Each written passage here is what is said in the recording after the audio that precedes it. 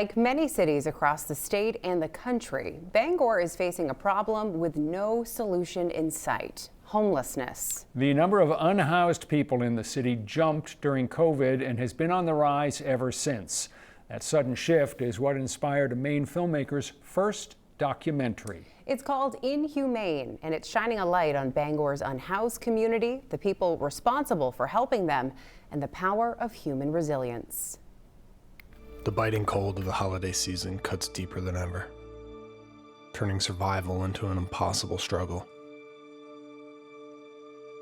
The people most affected are left with dwindling resources, without answers, and without hope. This is not the Bangor Rogan O'Donnell grew up in. I remember walking downtown in the city with my parents, and people, hi, how are you? And friendly and caring, and there was nobody out begging for money or looking like they're having a hard time. Coming back home and settling back home, I started seeing that there was more and more folks having a hard time. I just found that it was incredibly challenging that this is happening in my home city, Bangor. I was calling to find out, do you know how long the wait list is for Section 8 by chance?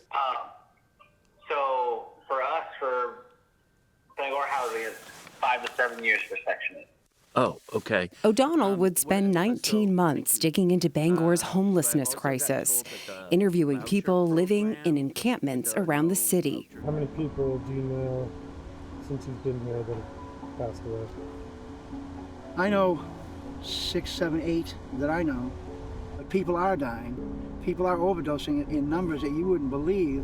They're not worried about that because we don't exist. Nobody can see us. I mean, it's heartbreaking to think that somebody feels that way. But I think after watching the documentary, that's actually how a lot of these people feel. Stigma is real. Yeah. Right? And we can't help ourselves in today's world. We're judgmental about everything and anything. But the stigma that's happening now is that these people are really truly suffering, as I said, multiple layers. There's mental health issues, there's behavioral health issues, there's physical health issues. They all come together under that systemic breakdown, right? And when that gets fragmented, when the system is fragmented, how is it supposed to catch everything and everyone? The problem is the system is so backed up, there's nowhere to go for those just arriving. Those with nowhere to go end up in encampments like this, known as Tent City. When you got there, what did you think of what you saw? Mind-blowing. Mind-blowing. I've never seen anything like it. Yeah. There's no public restrooms to be spoken of.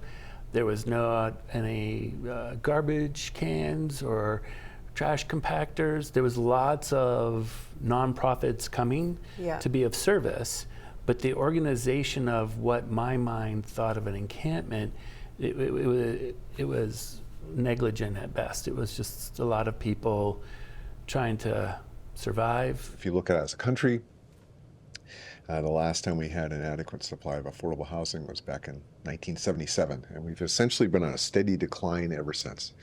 And since the pandemic, it's starting to really reveal itself that we don't have a strategy for keeping up or catching up. Organizations designed to help Bangor's unhoused community all point to the lack of housing as one of the major roadblocks. And the legislature said, hey, we've got to do something about this. The governor said, hey, we've got to do something about that. And they're creating affordable housing faster than we've ever seen. But we're short about 26,000 units in Maine. The film also shows how the uptick in the city's homeless population is putting a strain on law enforcement and creating major public health concerns beyond addiction. Now we have HIV. Now it's suddenly a disaster. Yes, there are a lot of people up here that have HIV, including myself. They really do need to send us either doctors or a medical team that can come out here and help us get the help that we need. You know, the danger is HIV.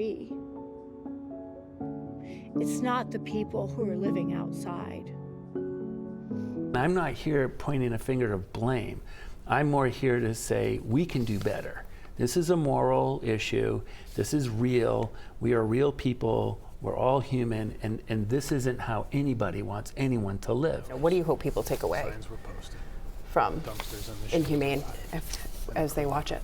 I want people to know that this can happen to anybody. This is a human problem, and therefore it's going to take humans to fix it. Even though it's a lot of money, it's you caring about, me caring about, us caring about. Mainers care.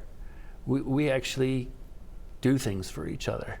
And I believe that this problem, with all the resilience that the people have, it's the resilience of us as Mainers. We can bring attention, we can bring the focus, and we can make the difference that the rest of the country could see. Really powerful film. It's going to be interesting to see this year with a race for governor in Maine, how much of an issue that becomes, finding suitable housing at affordable prices, and how much the candidates talk about it and present concrete proposals. I mean, when you see video like that of all of those tents, I mean, it really does put it in perspective, just how many people are dealing with this. So O'Donnell created InhuMAINE while getting his master's in mental health counseling at Husson University, and he is currently looking for ways to get the film out to more people. If you'd like to watch InhuMAINE or get in touch with Rogan about a showing, just visit inhumaine.me.